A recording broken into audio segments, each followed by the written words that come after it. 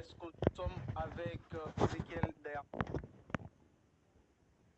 Et bienvenue. Bonsoir. Alors, fidèles téléspectateurs, la région de l'Est continue toujours de souffrir sous la menace des hommes armés. Alors, monsieur Ezekiel, vous avez adressé une lettre ouverte au président du Faso le 31 janvier où l'interpellez sur la situation de la région de l'Est. Est-ce qu'on peut revenir sur cette lettre-là? Oui, bonsoir à tous les téléspectateurs. Je ne veux pas m'attirer les foudres des vrais grands analystes politiques. J'ai dit à la fin de ma lettre que j'étais un simple citoyen, quelqu'un qui observe ce qui se passe et qui donne son point de vue ou disons quelques suggestions pour que nous puissions passer à une autre étape pour notre pays. Alors, dans la substance de la lettre, je donne des exemples simples qui montrent ce que la plupart des Burkinabés ressentent. Par exemple, d'abord, pourquoi j'écris une lettre au président du Faso? La plupart d'entre nous qui sommes à Fada, nous avons des comptes sur Facebook où nous disons souvent une, deux phrases qui sont comme des suggestions ou notre point de vue. Et j'ai voulu être plus pris au sérieux. Et c'est pour cela que j'ai décidé de prendre du temps et de prendre un ensemble de situations pour pouvoir rédiger ça sur une lettre. Voilà. D'accord. Alors, quelles sont les difficultés majeures que vous vivez dans cette région-là? Alors, la première grande difficulté, elle est comme la difficulté nationale que nous connaissons, qui est l'insécurité. Mais c'est beaucoup plus dans la région de l'Est différent que certaines localités. En prenant l'exemple sur les axes qui sont par exemple la RN18 qui quitte Fada, qui quitte depuis Taparko pour aller à la frontière du Bénin, c'est une route qu'on ne peut plus prendre dans aucun sens sans être inquiété. Si vous prenez Fada pour aller à la frontière du Bénin ou Fada pour repartir à Bogandé, vous ne pouvez pas dire que vous êtes en sécurité à 100%. N'en parlons pas de la fameuse RN4 qui quitte depuis Ouaga jusqu'à la frontière du Niger. Donc le premier grand problème de la région de l'Est, c'est l'insécurité. Et en plus de cela, nous avons beaucoup de difficultés par rapport aux structures sanitaires. Et nous sommes sous couvre-feu depuis 2019. Et je ne pense pas qu'un pays peut se développer ou une région peut se développer si elle doit toujours stopper ses activités autour de 22 heures. Voilà. Ailleurs, les gens travaillent 24 heures sur 24 et nous sommes obligés depuis 4 ans, pratiquement, d'arrêter nos activités à 22 heures, 23 heures. Donc ça, c'est une grande difficulté. Et aussi, par rapport maintenant au domaine de la scolarité, nous voyons que beaucoup d'écoles sont fermées. On n'entend presque plus parler de ça, mais en réalité, beaucoup d'écoles sont fermées dans notre région, si bien que nous craignons dans 10-15 ans, ces enfants qui sont dans la rue, là, qu'est-ce qu'ils vont devenir? Donc c'est une très grande difficulté aussi pour notre région. Et c'est tout ça que j'ai voulu mettre dans cette lettre pour dire avec des mots simples ce que notre population ressent. Et je sais que c'est la même chose pour les régions du Nord et du Sahel. Voilà, c'est plus ou moins ça. Mais est-ce qu'au niveau de la région de l'Est, l'administration publique existe toujours dans certaines localités? Je vais dire de Fada. Je vais dire que l'administration publique existe pratiquement à Fada, un peu à Diapaga, un peu à Bogandé, un peu à Gaïri. Voilà. La plupart de ces administrations publiques se retrouvent à Fada en fait. Voilà. Avant qu'il n'y ait la dissolution des mairies, la plupart des mairies de différents villages, de différentes communes ont loué des maisons à Fada et que c'est là-bas qu'ils font le peu d'activités qu'ils peuvent faire. Peut-être seulement l'état civil reste sur place, mais ça aussi ce n'est pas dans toutes les localités. Donc il y a ça, il y a aussi peut-être certaines localités où les FDS ne sont plus présentes. Voilà, donc s'il n'y a plus de préfet ou de maire ou de commissariat de police dans une localité et que les écoles aussi sont fermées parce que brûlées, parce que menacées, Je pense que l'administration publique n'est plus là. Alors, voilà. C'est depuis le 31 janvier que vous avez adressé cette lettre. Oui. Est-ce que vous avez eu un retour après? J'ai eu un retour des personnes qui ont lu la lettre, auxquelles la lettre n'était pas forcément destinée. Je n'ai pas eu une réponse de la personne à qui c'est adressé, mais j'espère et souhaite qu'il prendra le temps de lire. Mon souhait n'est pas que ceux qui travaillent à ses côtés lisent pour lui et lui fassent un résumé, parce que c'est déjà un résumé. Donc mon souhait, c'est qu'il puisse prendre du temps et lire cela. Voilà. D'accord. Également, dans cette même lettre, vous avez fait des propositions pour un changement radical, n'est-ce pas? Oui, il y a des propositions pour un changement radical. Nous avons parlé, par exemple, de la militarisation du pays. Je ne sais pas si ce mot existe, mais c'est de recruter un maximum de militaires.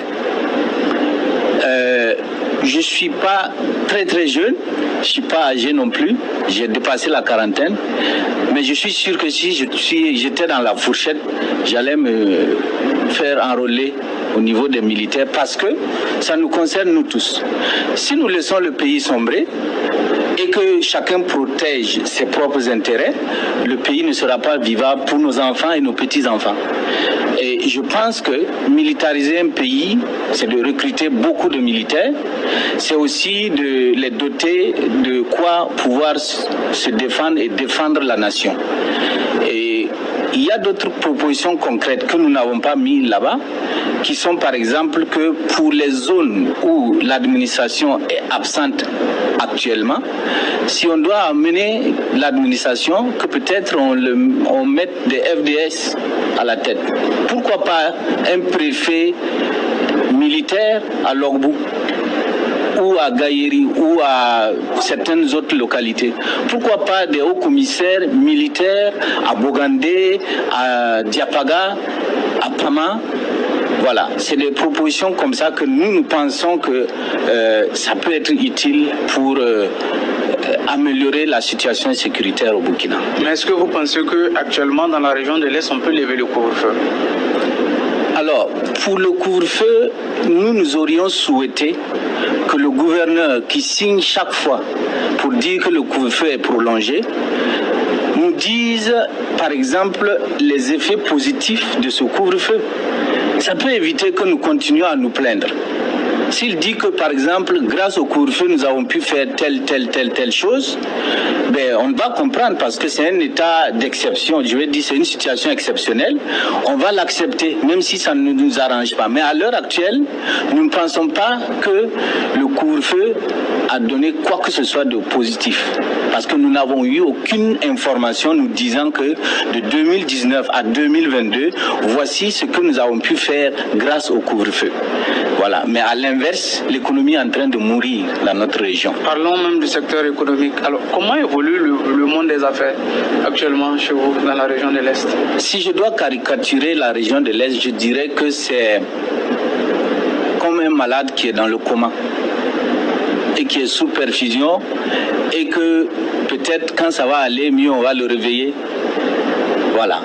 C'est ça vraiment la situation économique. Je suis un peu dans le monde des affaires. Nos clients sont pauvres simplement, sont appauvris par la situation économique.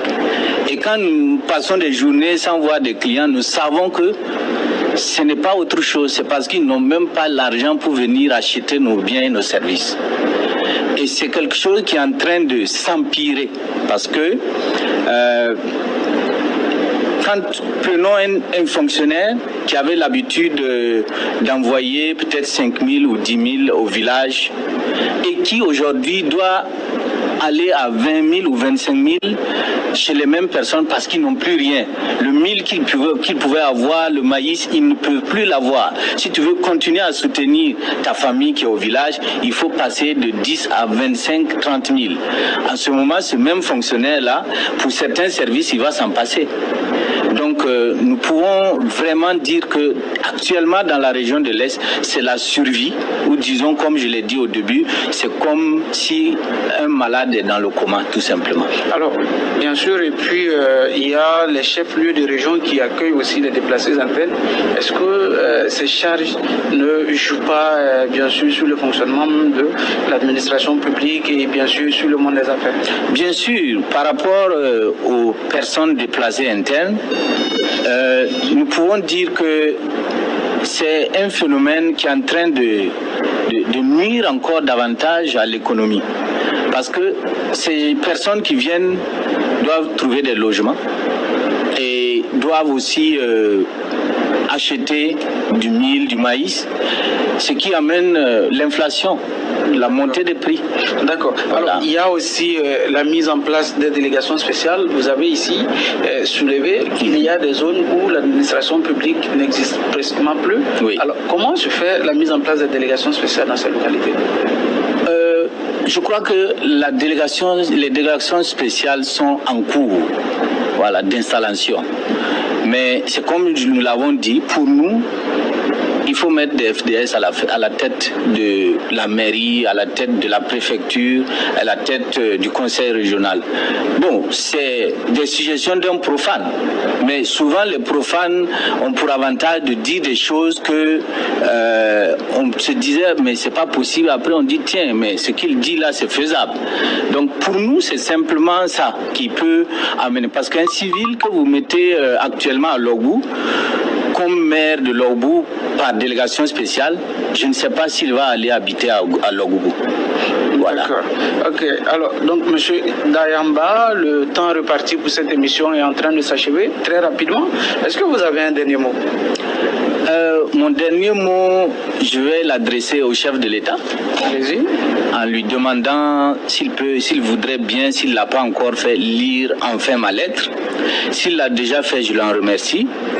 Et puis, nous, on souhaite que ça marche. Et comme je l'ai dit dans ma lettre, nous sommes des personnes qui allons critiquer si ça ne va pas. Mais pas des critiques insultantes ou manquant de respect. Mais nous allons quand même le dire. S'il y a des choses qui ne vont pas, nous allons lui dire dans la plus grande politesse possible. Mais nous voulons que vraiment les choses marchent. Et puis un dernier mot qui est une suggestion, c'est que par exemple pour l'état des voies, je n'en ai pas beaucoup parlé, qui est un désastre dans la région de l'Est. Pourquoi pas ressusciter ou donner de la force au génie militaire pour reconstruire les routes. Voilà mon dernier mot. Alors, merci Monsieur Dayamba Ezekiel.